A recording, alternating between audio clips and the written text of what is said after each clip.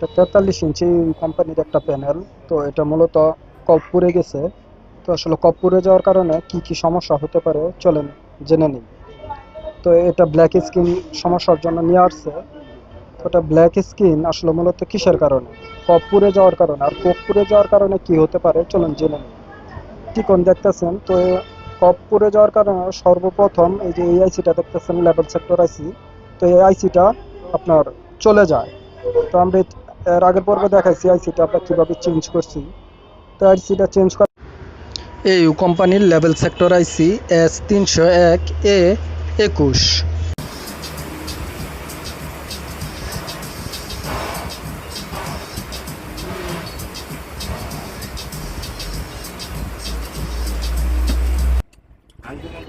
তো আমি তোর আইসিটা লাগানো এখন কমপ্লিট। তো আমরা অন্য একটা সার্কিট থেকে আইসিটা লাগিয়েছি। তো দেখি এখন আইসিটা আমাদের লাগানোর পর সেটটা ওকে হয় কিনা।